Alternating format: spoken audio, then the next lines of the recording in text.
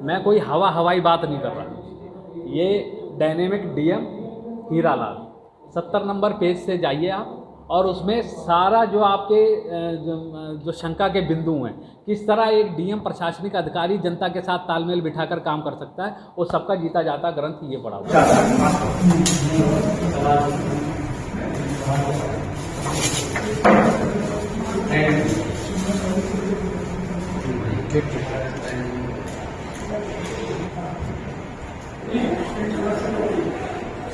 मजबूत लोकतंत्र की बुनियाद करेंगे, इतिहास वो लिखेंगे कि सब याद करेंगे। भारत माता की जय। नमस्कार साथियों, मैं आप सभी का धन्यवाद करना चाहता हूं जो आप सभी यहां पे इस कार्यक्रम में आए और आपने इसको अपने अपने माध्यम से आने वाली जो युवा पीढ़ी है और जो समाज तक आपके माध्यम से पहुंचेगा, मैं उसके लिए बहुत बहुत आभार व्यक्त करता हूं। आज 14 अप्रैल 2023 बाबा साहब भीमराव अम्बेडकर जी की जन्म जयंती के अवसर पे जो राजनीतिक तर्कश एक हिंदी न्यूज़पेपर है, जो साप्ताहिक न्यूज़पेपर है, और अनेकों अनेकों माध्यम से समाज में जो द्वेष भावना और अलग अलग भ्रांतियाँ फैली हैं, उनको जागरूक करने का जो एक बीड़ा राजनीतिक तर्कश ने उठाया है। और आज बाबा साहब भीमराव अम्बेडकर की जन्म जयंती पर समस्त देशवासियों से ये आग्रह करते हुए कि आने वाली युवा पीढ़ी 100% मतदान करे, जिससे देश और मजबूत हो, उसका जो आज बीड़ा राजनीतिक तर्कश ने हमारे प्रधान संपादक जो हैं भाई जितेंद्र तिवारी जी को दिया है कि ये किस रूप से इसको आगे एक जन आंदोलन के रूप में इसको विकसित करेंगे, ताकि हर एक युवा पीढ़ी, हर एक युवा के पास ये संदेश जाए कि जो मतदान है वो देश हित में हो और बिना किसी द्वेष भाव के हो। तो मैं जितेंद्र तिवारी जी से ये आग्रह करूँगा कि आगे का सारा कार्यक्रम किस प्रकार से ये कार्यक्रम होने वाला है, कौन कौन लोग इसमें सम्मिलित होंगे और किस प्रकार से ये इस कार्य को आगे करेंगे। मैं भाई जितेंद्र तिवारी जी से कहूँगा कि ये अपने बारे में बताएंगे कि किस प्रकार से कार्यक्रम को आगे बढ़ाएंगे। बहुत बहुत धन्यवाद। नमस्कार साथियों, सर्वप्रथम आज बाबा भीमराव अम्बेडकर जी की जन्म जयंती पर मैं पूरे देशवासियों को राजनीतिक तर्कश परिवार की ओर से हार्दिक शुभकामनाएं प्रेषित करता हूं। और आज जो आप ये सभी मीडिया कर्मी और मीडिया बंधु यहाँ पर आज इस अभियान को जो एक देश के नाम 100% मतदान, जो ये एक जन आंदोलन बनाने के लिए जो आप सबका सहयोग चाहिए, आप उस भावना से आज यहाँ पर आप पहुँचे हैं, तो आप सभी का मैं हार्दिक अभिनंदन करता हूँ। मित्रों, आपने देखा है कि देश में 60 से 66% से ज़्यादा मतदान अभी तक जो हाईएस्ट हुआ है इसी के आसपास हुआ है। जिसका रीज़न क्या है कि जो लोकतंत्र का प्रहरी है, जिसके दम पर ये लोकतंत्र चलता है, जो लोकतंत्र का मालिक है, वो खुद तो गुलाम बन गया, और जिनको वो चुन के भेजता है संसद में या और भी अनेक जो संवैधानिक पद हैं, वहाँ पर वो जाके मालिक बन जाते हैं, जिसकी वजह से जनता क्या भ्रष्टाचार और अन्य कई तरह से जो बेरोजगारी और कई मुद्दों पर जनता पिसती रहती है और लोगों पे कोई फर्क नहीं पड़ता। तो उसका जब हमने कई देश के बुद्धिजीवियों से बात करी तो जो इसका सार निकल के आया वो यही आया कि जब तक 100% मतदान, आपको एक सूचना और मैं बता दूं कि उत्तर प्रदेश बांदा के डीएम हैं डॉक्टर हीरालाल, उन्होंने 2019 में हाईएस्ट 90% मतदान करवाया है। तो ये जो हम आज ये अभियान लेके चल रहे हैं, इसके पीछे आधार जो है वो हमने तो अभियान शुरू किया था, परंतु अभी 1-2 दिन पहले जब मेरे को डॉक्टर हीरालाल जी के बारे में पता चला और उनकी एक पुस्तक है परफेक्ट डीएम, तो उसमें ये सारा क्रमबद्ध तरीके से लिखा हुआ है कैसे इस अभियान को उन्होंने चलाया और कैसे जनता के बीच लेके गए और कैसे वो अभियान एक जन आंदोलन बना और 90% तक वोटिंग हुई। तो राजनीतिक तर्कश क्योंकि एक समाचार पत्र है, राष्ट्रीय समाचार पत्र है, और पिछले 10 वर्ष के कार्यकाल में जो मेरा एक सारे देश में जो मेरे संबंध में हैं, व्यवहार जो बने हुए हैं, उनको देखते हुए तरकश टीम के जब मैंने अपने संपादकीय टोली से इस विषय में बात करी तो उन सब ने कहा ये बहुत अच्छा विषय है और केवल 15 अगस्त और 26 जनवरी को झंडे लहराना ही देशभक्ति नहीं है।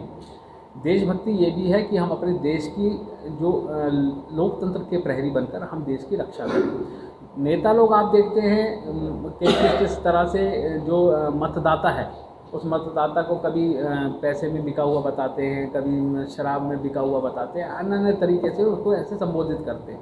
परंतु देखा जाए तो वो लोकतंत्र का प्रहरी है, असली जो प्रहरी है लोकतंत्र का वो मतदाता है। तो उसी मतदाता को जो अंतिम पंक्ति में मतदाता जो खड़ा उसको लाइमलाइट में लेके आने के लिए ये अभियान देश के नाम 100% मतदान हमने शुरू किया है। और इसका आधार जिस तरह मैंने अभी आपको बताया डॉक्टर हीरा लाल जी जिन्होंने ये कार्य किया हुआ है उनकी ही पुस्तक को हमने आधार बनाकर और ये अभियान छेड़ा है। अब ये अभियान अभी जो हमने ये आज जो इसका पोस्टर का विमोचन है ये अभियान हम आज पोस्टर विमोचन से शुरू कर रहे हैं। प्रेस वार्ता का यही उद्देश्य है हमारा। आगे ये अभियान दूसरे चरण में अभी हम जो इसका 9 अक्टूबर 1950 को पहली बार देश में वोटिंग हुई थी तो हम उसी दिन तक ये अभियान चलाएंगे जिसमें देश के जितने भी प्रबुद्ध लोग हैं, बुद्धिजीवी हैं, डॉक्टर हैं, पत्रकार हैं, कवि हैं और जो लोग भी हैं उनको इसमें सम्मिलित करेंगे। एक संचालन समिति बनाई जाएगी अखिल भारतीय स्तर पर। वो संचालन समिति जो कार्य करेगी, जो उसका अगला पड़ाव होगा वो 28 सितंबर जिस दिन ये राजनीतिक तर्कस का पुनः प्रारंभ हुआ उसी दिन हम अपने वार्षिक उत्सव में इस दूसरे अभियान को जो जनसंपर्क अभियान से महा जनसंपर्क अभियान जो हम शुरू करेंगे वो 28 सितंबर से राजनीतिक तर्कस के वार्षिक उत्सव में शुरू करेंगे। उस पड़ाव में हम स्कूल, कॉलेज, शिक्षाकर्मी, सफाई कर्मी और भी जो ज़मीन से जुड़े हुए हैं उन तक पहुंचने का प्रयास करेंगे। उसी में मतदाता मेला लगाया जाएगा जिसमें जो वोटरों के वोटर लिस्ट में नाम नहीं है उनके नाम बनाने का कार्य करेंगे और जो नई युवा पीढ़ी है उसको इस अभियान से जोड़ने का प्रयास करेंगे। यही हमारा कार्यक्रम रहने वाला है। हमारी जी जिस तरह से आप ये कैंपेन चला रहे हैं कि 100% मतदान होना चाहिए, भारत में अभी भी ऐसे कुछ राज्य हैं, कुछ ऐसे एरियाज़ हैं जैसे ट्राइबल एरियाज़ हैं, वहाँ पर लोगों को भी बहुत दिक्कत होती है वोटिंग बूथ तक पहुँचने में। तो उसके लिए क्या सर देखिए ये बात आपने बहुत अच्छी पूछी है। इसका एक जो मैंने अभी आपको एक डॉक्टर हीरा लाल जी के बारे में बताया, उन्होंने इस पूरे अभियान को ऐसे चलाया कि जनता और प्रशासन उसका तालमेल बिठाया। जब तक कुछ स्वयंसेवी लोग प्रशिक्षित होकर जो शासन के और जनता के बीच तालमेल नहीं बिठाएंगे ये समस्या होती रहेगी। अगर हम लोकल जो प्रशासनिक चुनाव निर्वाचन अधिकारी है जो क्षेत्र का उसके साथ तालमेल बैठाते हैं और एक प्रशिक्षित टोली तैयार करते हैं जो जनता तक बात पहुंचाए। आपको मैं बता दूं कि जो 2019 में डॉक्टर हीरा लाल जी ने जो अपना कैंपेन चलाया उसमें उन्होंने एक पत्रक लॉन्च किया। उस पत्रक में था कि डीएम का पत्रक आया है, मतदान का संदेशा लाया है। कहने का अर्थ है कि सीधा जो जनता है, जो मतदाता है वो चुनाव निर्वाचन अधिकारी के साथ जुड़ जाए। उसमें जो दिव्यांग हैं, दिव्यांग के लिए व्हील चेयर्स का और जो महिलाएं हैं, दूर दराज में महिलाएं, उनको के लिए गाड़ियों का प्रबंध निर्वाचन आयोग द्वारा किया गया। तिवारी जी, आप एक दिशा में सोच रहे हैं, बहुत अच्छी बात है कि लोग जाएं वोटिंग करने के लिए, लेकिन मैं एक और जो यक्ष प्रश्न है वो करना चाहता हूँ आपसे। बात ऐसी है कि नेताओं की हरकतें देखकर, नेताओं की बॉडी लैंग्वेज, उनकी भाषा, उनके व्यवहार को देखकर लोगों का मन ही नहीं करता वोट देने को। तो आप कितना भी लोगों को प्रेरित करें, जबरदस्ती तो नहीं कर सकते। तो असल चीज़ अगर गेहूं भी बंटता है ना तो 100% बंट जाता है। क्यों? क्योंकि वहाँ पर लोगों को लगता है कुछ मिल रहा है। नेताओं का जो क्रेडिबिलिटी खत्म हुई है उस वजह से मतदान नहीं हो रहा है। लोगों की कमी नहीं है। लोग तो अगर कोई भी चीज़ आएगी ना तो मतदान क्या किसी भी चीज़ में लोग जुट जाते हैं, काम करते हैं, लेकिन वो निराश हो गए, हताश हो गए पॉलिटिकल सिस्टम से। उसका क्या उपाय है? सर देखिए, इसका सीधा सा एक लाइन में अगर मैं उत्तर दूं कि अभी हमारे जो उम्मीदवार होते हैं वो लोक उम्मीदवार नहीं होते, यानी वो जनता के उम्मीदवार नहीं होते, वो किसी पार्टी द्वारा, राजनीतिक दल द्वारा हमारे ऊपर थोप दिया जाता है। और आप बताइए ना 32% वोटिंग में हम एक अल्पमत वोटिंग में हम देश की सरकार चुन ले रहे हैं। तो मतदाता जब तक निकल के नहीं आएगा, देखिए जो कई सारी शक्तियां हैं वो चाहती नहीं है कि 100% मतदान हो, क्योंकि जब 100% मतदान होगा तो वो तो जनता फिर किसी को भी, लोक उम्मीदवार को किसी को लाएगी और जिता देगी। मैं एक चीज़ इसी पे पूछूंगा, अगला प्रश्न इसी से रिलेटेड है। जब आपने कहा कि ज़्यादा परसेंटेज होगी वोटिंग की, लेकिन मल्टी पार्टी डेमोक्रेसी में वोट बढ़ता है, अलग अलग पार्टी को जाता है। सपोज करिए 5 पार्टियां, तब भी 20% वाले को आप जिता देंगे, तो ये समाधान क्या हुआ? अगर आप 100% तक भी ले गए मतदान, तब भी 20-22% वाला जीत के सरकार बना लेगा, उसका क्या हाल है? जब जनता के हाथ में ताकत होगी, जनता के पास बनाने और बिगाड़ने की क्षमता होगी, जब जनता को स्वयं अपने अधिकार का पता रहेगा कि मैं कौन हूँ, वो केवल एक मतदाता नहीं है कि एक 5 साल में एक बार चुनाव आया और निकल बाहर और उसके ऊपर नाम लगा दिया कि दारू में वो वोट देता, मतदाता पैसों में वोट देता। जब तक आप उसको रियलाइज़ नहीं करवाएंगे कि आप लोकतंत्र के प्रहरी हैं, जब तक आप उसको रियलाइज़ नहीं करवाएंगे आप इस देश के मालिक हैं, तब तक ये समस्याएं बनी रहेंगी। एक सवाल और बस, फिर आप तिवारी जी, वोटर पे तो सब जोर देते हैं वोट देने जाओ, ऐसा कोई अभियान क्यों नहीं बनता कि घर घर में नेता बने? क्योंकि सब वोटर ही बने रहना चाहते हैं। हम कब मालिक बनेंगे? कब तक हम वोट देके अपनी दूसरे पे रेस्पॉन्सिबिलिटी? कोई ऐसा अभियान चलेगा कभी आगे भविष्य में जिसमें आप कहें कि जाओ अपने बच्चों को, जैसे डॉक्टर बनाते हो, इंजीनियर बनाते हो, घर घर जाके बोलोगे कि जाओ अपने बच्चों को पार्षद बनाओ, आम लोगों को कोई चलाएंगे ऐसा अभियान? सर, जो देश के नाम 100% मतदान है, जब कार्यकर्ता इसमें जुटेगा, युवा उसमें जुटेगा, जनता खुद ही उसकी पोटेंशियल देख लेगी। जब तक युवा जुड़ेगा नहीं, हमारा मेन उद्देश्य कोई कार्यक्रम करना नहीं है। हमारा मेन उद्देश्य है जो लोग की रुचि नहीं है इन सब चीज़ों में, उनको मुख्य धारा में लाकर इस अभियान से जोड़ना, ताकि उन्हें अभी हाल ही में अभी देखेगा, अभी निगम पार्षद के चुनाव गए, उसी दौरान में देखेगा जो वहाँ के निगम के चुनाव होते हैं उसमें चुनाव आयोग जो डेट फाइनल करता है, उस डेट के दौरान में देखा जाता है जो कुछ बोर्ड अधिकारी है, कुछों के बोर्ड आते हैं, कुछों के नहीं आते। तो आप लोग इस तरीके किस स्थान पे काम करेंगे? सर, मैंने जैसे आपको बताया ना कि ये कार्यक्रम केवल एक प्रेस कॉन्फ्रेंस और एक पोस्टर विमोचन का नहीं है, ये कई चरणों में चलेगा। इसमें अभियान भी है, प्रशिक्षण भी है, शासन प्रशासन के साथ जनता का तालमेल बिठाना भी है। पर वो तालमेल तभी बिठेगा जब एक प्रशिक्षित टोली हो। जैसे आप कोर्ट में जाते हैं तो कोर्ट में एक वकील रखते हैं ना, तो ऐसे जब तक प्रशिक्षित नहीं होगा, भाई डीएम को पहले आपको तो अपने अधिकार पता नहीं, तभी तो आप किसी अधिकारी को जाके कहेंगे मेरा अधिकार है ये दे। अब आपने अभी देखा होगा कुछ दिनों से मतदानों में, एक मिनट सर, कुछ दिनों से आपने देखा होगा मतदान के समय एक उत्सव का माहौल बनाया जाता है, पानी का इंतजाम किया जाता है, गाड़ियों का इंतजाम किया जाता है, और जब जनता के बीच अवेयरनेस फैली तभी तो दे रहे हैं। तो स्टार्टिंग आप कहाँ से करेंगे? दिल्ली से करेंगे? कहाँ से करेंगे? अभी हमारा मेन केंद्र जो है, मैंने अभी जैसे आपको बताया कि अभी ये अभियान जो है, आज प्रेस वार्ता और एक पोस्टर विमोचन इस अभियान का हम लॉन्च कर रहे हैं। ठीक है। इसमें हम देश के जो प्रबुद्ध लोग हैं, चाहे डॉक्टर इंजीनियर, किसी भी क्षेत्र में जो कार्य कर रहे हैं, उनको हम अभी एक कार्य समिति बनाएंगे अखिल भारतीय स्तर की, जो जिस चीज़ में एक्सपर्टाइज है, बोलने में एक्सपर्टाइज वो एक्सपर्टीज है उसकी, शासन प्रशासन के तालमेल, पूर्व अधिकारी रहते हैं जिनको सब चीज़ें पता रहती हैं, उनके साथ तालमेल बिठाकर युवाओं की टोली को जो है हम प्रशिक्षित करवाने का कार्य करेंगे। उसके बाद जैसे मैंने आपको बताया कि 9 अक्टूबर 1950 को भारत में पहली बार मतगणना का जो कार्यक्रम चला था वो 9 अक्टूबर 1950 से शुरू हुआ था। ये अभियान उस दिन तक चलने वाला है, जो लोगों से जनसंपर्क हम अभियान के माध्यम से बुद्धिजीवी वर्ग तक पहुँचे।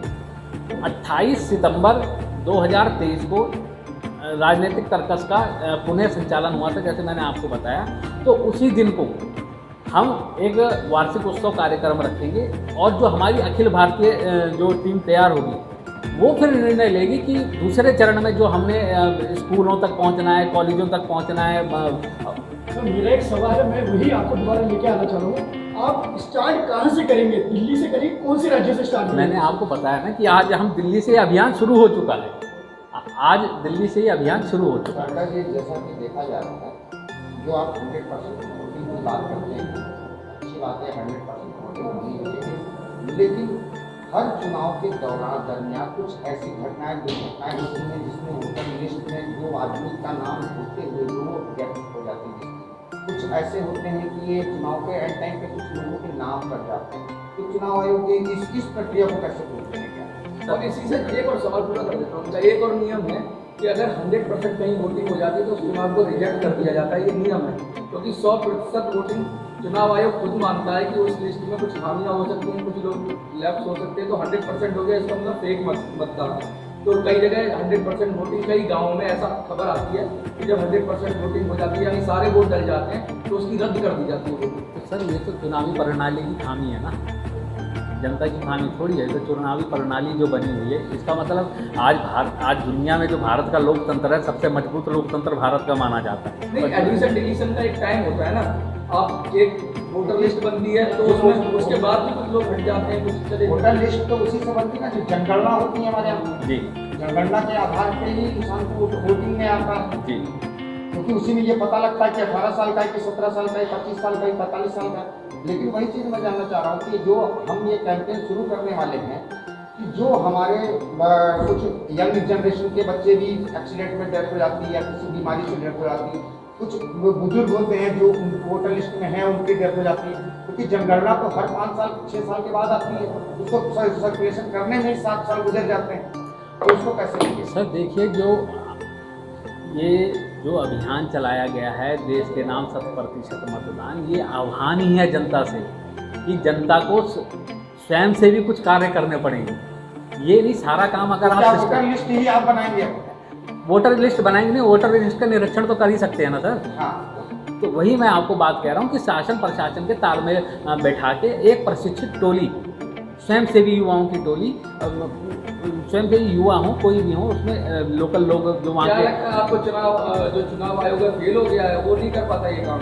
आप कैसे, क्योंकि ऑथोराइज तो वही है ये सब काम जो आप करना चाहते हैं। कौन कह रहा है ऐसा? सरकारी चुनाव आयोग ही है। नहीं, आपकी ये गलतफहमी है कि सर ये काम सरकार का नहीं, तो इसको कैसे करेंगे कि जिस पर्सन की डेथ हो जाती है या वो एक्सीडेंट में एक्सपायर हो जाता है, तो उसको कैसे जोड़ेंगे दोबारा वोटर में सर, या उसको कैसे हटवाएंगे वोटर लिस्ट में? देखिए, मैं आपको एक जवाब देता हूँ, एक आपके सामने ये देखिए, मैं कोई हवाई बात नहीं कर रहा।